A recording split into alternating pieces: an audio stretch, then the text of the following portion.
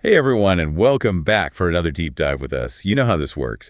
You send us source material, and we distill it down to the golden nuggets just for you. That's right. No info overload here. And today we're diving deep into a topic that's super relevant to so many people, but it's often hidden in plain sight. We're talking about high-functioning depression. Ooh, that's a good one. It's like the silent struggle of mental health.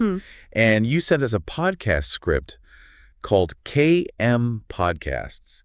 Real Talk and Laughs.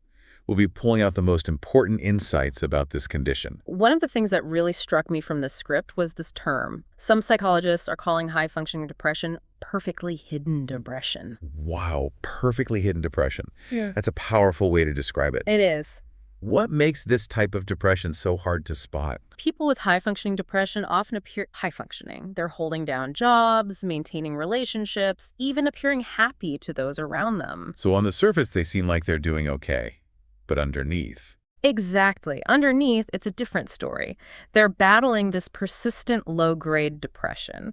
It's not always obvious, like major depression, where the symptoms can be more intense.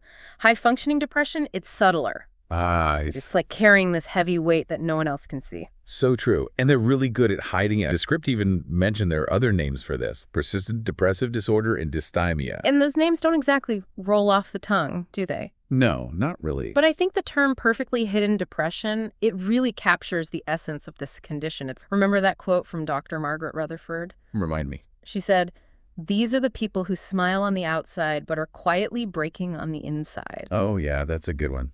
And it makes me think about, why do people feel the need to hide their struggles like that? That's a great question, and it's something we're going to explore a bit later in this deep dive. But first, let's dive into some of the signs, the red flags that might actually reveal this hidden struggle. The script outlined 5 key signs, and the first one that jumped out at me was persistent fatigue. Okay, so we're not talking about just needing an extra cup of coffee in the afternoon. No. This is different. This is a deep, lingering exhaustion, that feeling of just being completely drained no matter how much sleep you get. Oh, I know that feeling. The script described it as a low-grade storm cloud, always hanging overhead. Ooh, that's a good analogy. It's like this constant weight, right? Exactly. And that ties into the second sign that the podcast talked about: perfectionism and overachieving. And I know we all have standards we want to meet. But for people with high-functioning depression, that drive to achieve can be fueled by fear. Fear of what? Fear of failure, fear of not being good enough. It's this intense self-criticism that pushes them to be perfect all the time. And that's not really about genuine passion, is it? No, it's not. So how can we tell the difference between someone who has high standards and someone who's really struggling with this perfectionism because of depression? That's a good question. And Dr. Brené Brown, she talks about this in her book, The Gifts of Imperfection.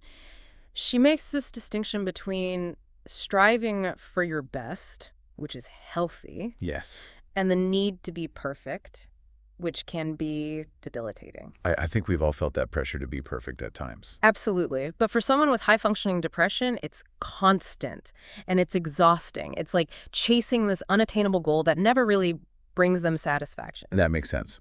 So we've got this persistent fatigue and this pressure to be perfect. Yeah. What else did the podcast highlight? The next one really resonated with me, and that's difficulty enjoying life. It's like going through the motions, work, social events, hobbies, but not really feeling any genuine joy or pleasure from these things. It's like you're there, but you're not really present. You got it. And people with high-functioning depression, they might describe it as feeling numb or empty, even when they're doing things that they used to love. Wow. So they're physically present, but emotionally checked out. Yeah. And I can see how that would lead to the next sign, which I think was anxiety and overthinking. Exactly. The script highlighted that constant worry, ruminating over the past, that kind of thing, always anxious about the future.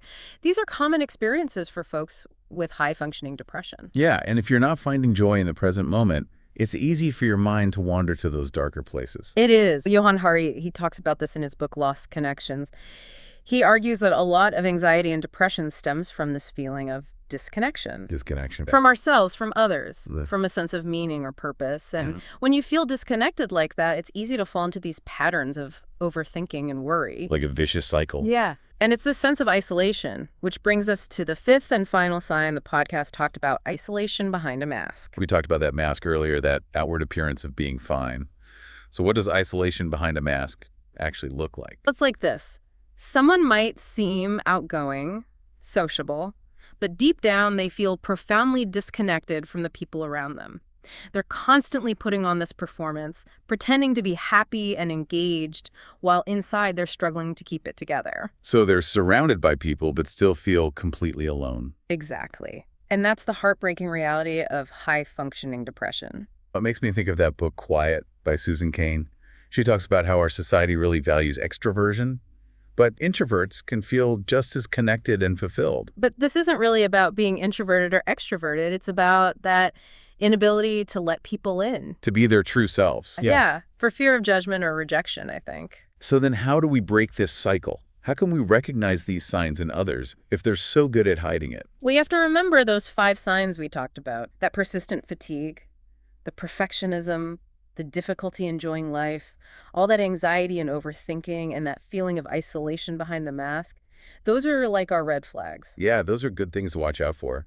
But they're pretty subtle. Yeah, they can be tough to spot. It's about paying attention to the little things, those changes in behavior.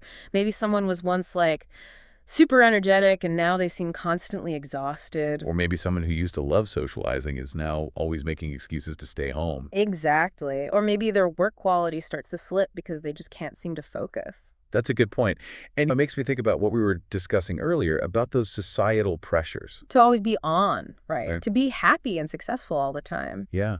Social media is full of those picture-perfect lives, and it creates this pressure to keep up appearances. Oh, absolutely. And that pressure to maintain that facade can actually make things a lot worse. How so? Well, it's like we're bottling everything up inside. Oh, okay. And remember what Dr. Kelly McGonigal said in that book, The Upside of Stress? Refresh my memory. She said chronic stress, when it's bottled up like that, it can wreak havoc on both our mental and physical health. So it's not just in our heads, it can actually make us physically sick. Unfortunately, yes. Our minds and bodies are interconnected, and when we neglect one, the other suffers. It's all connected.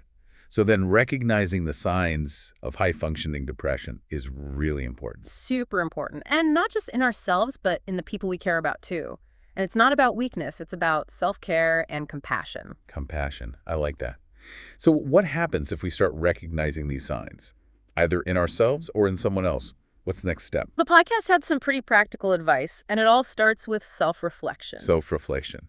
Like taking a good, hard look in the mirror. More like checking in with yourself and your feelings, noticing if you're experiencing any of those patterns we've been talking about. The fatigue, that sense of disconnection, going through the motions without feeling any joy. Taking your emotional temperature. Yeah, exactly. Becoming aware of your own inner world and noticing when something just feels off. And if something does feel off. That's where reaching out for support comes in. And the podcast really emphasized the importance of connection. Connection to other people, talking to someone you trust, whether that's a friend, a family member, a therapist, anyone. It can make a world of difference. It's like that saying, a problem shared is a problem halved. You got it. And even Matt Haig, he wrote in Reasons to Stay Alive, and he said, talking about how you're feeling is not weak, it is human. You have that quote. So it's a sign of strength to reach out for help, not weakness. So if you're worried about someone else, a friend or family member, the podcast suggested just asking them how they're really doing. Something like, I've noticed you haven't seen yourself lately. Anything you want to talk about? Simple but powerful. Yeah, it's about creating a safe space for someone to open up. And sometimes that's all it takes. Yeah, just letting someone know that you see them and that you care. Yeah. It can make a huge difference. It really can. And sometimes that's not enough. Sometimes professional help is needed. And the podcast we looked at, it talked about that too. Seeking professional help.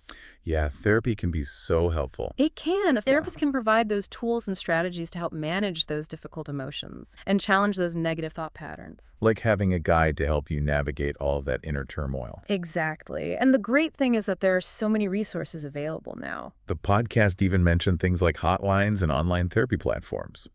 So help is more accessible than ever. It is. It's amazing. It's like it removes those barriers that might have prevented people from seeking help in the past. So we've covered a lot of ground in this deep dive. We've talked about the signs of high-functioning depression, the reasons why it's often overlooked, and the impact it can have on us.